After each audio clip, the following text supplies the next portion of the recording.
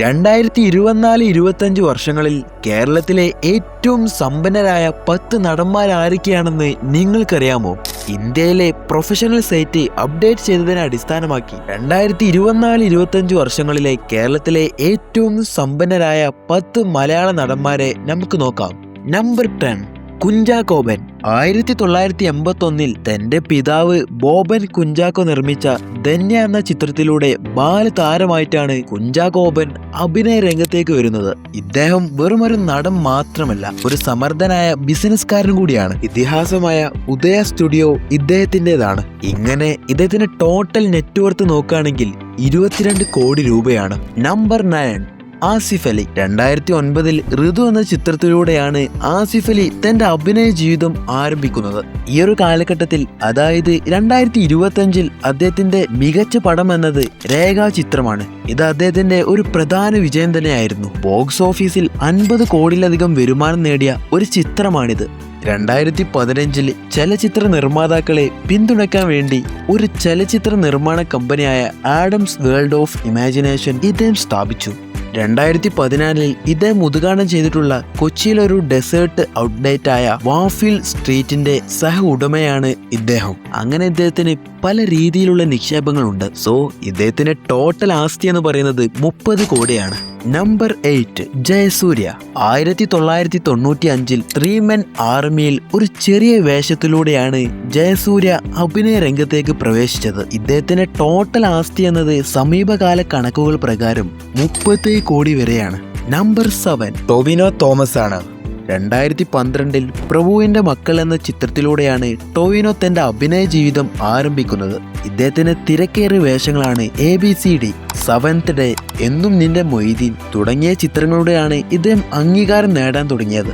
ഇദ്ദേഹത്തിന്റെ ഒരു ചിത്രം അന്താരാഷ്ട്ര ശ്രദ്ധ നേടിയിട്ടുണ്ട്. 2021 നെറ്റ്ഫ്ലിക്സ് സൂപ്പർ ഹീറോ ചിത്രമായ മിന്നൽ മുരളിയാണ്. അതുപോലെ തന്നെ 2021 അദ്ദേഹം സ്വന്തം നിർമ്മാണ കമ്പനിയായ ടൊവിനോ തോമസ് പ്രൊഡക്ഷൻ ആരംഭിച്ചു.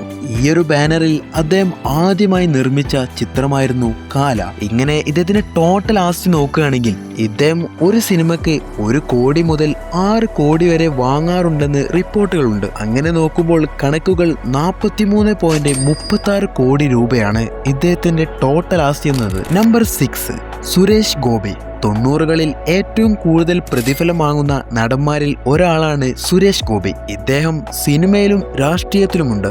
ഏകദേശം ഇദ്ദേഹം 250-ലധികം സിനിമകളിൽ അഭിനയിച്ചിട്ടുണ്ട്. പ്രധാനമായും മലയാള സിനിമയിലും തമിഴ്, തെലുങ്ക്, കന്നഡ, ഹിന്ദി സിനിമകളിലും ശ്രദ്ധേയമായ പ്രകടനങ്ങൾ ഇദ്ദേഹം കാഴ്ചവെച്ചിട്ടുണ്ട്. സോ ഇദ്ദേഹത്തിന്റെ ടോട്ടൽ ആസ്തി നോക്കുകയാണെങ്കിൽ 40 കോടിക്ക് മുകളിലാണ്.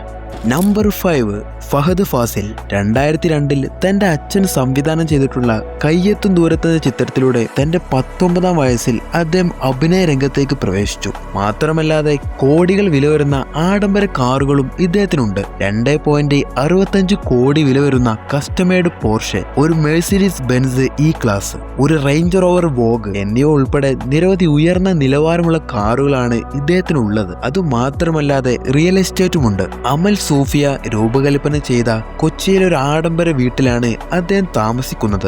ഇങ്ങനെ ഇത് ഒരു സിനിമയ്ക്ക് വേണ്ടി 3.5 കോടി മുതൽ 8 കോടി വരെ ഈടാക്കുന്നുണ്ട്. അങ്ങനെ 2024 കണക്കനുസരിച്ച് ഇദ്ദേഹത്തിന്റെ ആസ്തി എന്ന് പറയുന്നത് 50 കോടിക്ക് മുകളിലാണ്. നമ്പർ 4, ദുൽഖർ സൽമാൻ.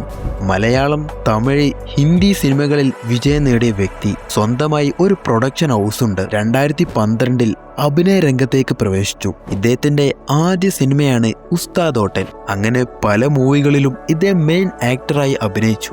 അത് മാത്രമല്ലാതെ സിനിമകൾക്കപ്പുറം ചെന്നൈയിൽ ഒരു കാർ ട്രേഡിംഗ് വെബ് പോർട്ടലും ഒരു ടെൻഡൽ ബിസിനസ് ശൃംഖലയും അദ്ദേഹത്തിന് സ്വന്തമായുണ്ട്. കൂടാതെ ബാംഗ്ലൂർ ആസ്ഥാനമായുള്ള മദർഹുഡ് ഹോസ്പിറ്റലിന്റെ ഡയറക്ടറായും അദ്ദേഹം സേവനമനുഷ്ഠിക്കുന്നു. അത് മാത്രമല്ലാതെ കൊച്ചിയിലെ കടവത്ര പ്രദേശത്ത് ഏകദേശം 100 കോടിയോളം വിലമതിക്കുന്ന ഒരു വസ്തുവും ദുൽഖറിന് സ്വന്തമാണ്. ഇങ്ങനെ ഇദ്ദേഹത്തിന്റെ ടോട്ടൽ ആസ്തി കണക്കാക്കുകയാണെങ്കിൽ $7 മില്യൺ, അതായത് ഇന്ത്യൻ രൂപയിൽ നോക്കുകയാണെങ്കിൽ 57 കോടിക്ക് മുകളിലാണ്.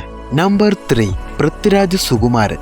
മികച്ച നടൻ, സംവിധായകൻ, നിർമ്മാതാവ് എന്നീ നിലകളിൽ പ്രശസ്തനായ പൃഥ്വിരാജ് മലയാള സിനിമയ്ക്ക് ഗണ്യമായ സംഭാവനകൾ നൽകിയിട്ടുണ്ട്. 2002 നന്ദനം എന്ന മലയാള ചിത്രത്തിലൂടെയാണ് പൃഥ്വിരാജ് അഭിനയ രംഗത്തേക്ക് പ്രവേശിക്കുന്നത്.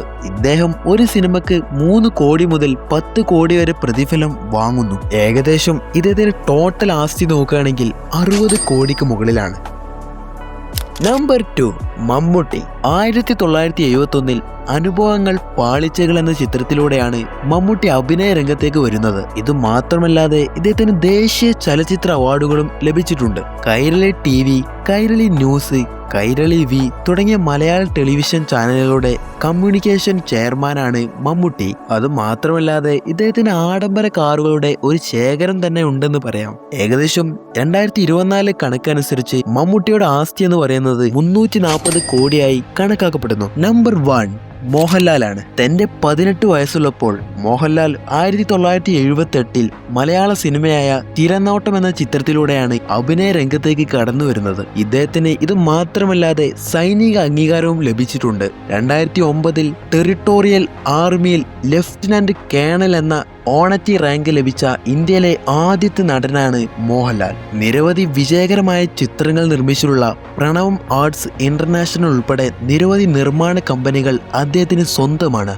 കേരളത്തിന്റെ തലസ്ഥാന നഗരമായ തിരുവനന്തപുരത്ത് സ്ഥിതി ചെയ്യുന്ന വിസ്മയാസ് മാക്സ് എന്ന film pre post production studio മോഹൻലാലിന്റെ ഉടമസ്ഥതയിലാണ്. ദുബായ്, മുംബൈ, ലണ്ടൻ, ചെന്നൈ, ഊട്ടി, കൊടൈക്കനാൽ തുടങ്ങിയ കേരളത്തിലെ വിവിധ ഭാഗങ്ങളിലും റിയൽ എസ്റ്റേറ്റുകളുമുണ്ട്. ഇങ്ങനെയൊക്കെ വെച്ച് നോക്കുകയാണെങ്കിൽ ഇദ്ദേഹത്തിന്റെ ടോട്ടൽ ആസ്തി എന്ന് പറയുന്നത് 2025 കണക്കനുസരിച്ച് ഏകദേശം $50 മില്യൺ അഥവാ 425 കോടി രൂപ. ഇതുപോലുള്ള ഇൻട്രസ്റ്റിംഗ് ആയിട്ടുള്ള വീഡിയോ ലഭിക്കാനായി നമ്മുടെ വീഡിയോ ലൈക്ക് ചെയ്യാനും നമ്മുടെ ചാനൽ സബ്സ്ക്രൈബ് ചെയ്യാനും മറക്കണ്ട.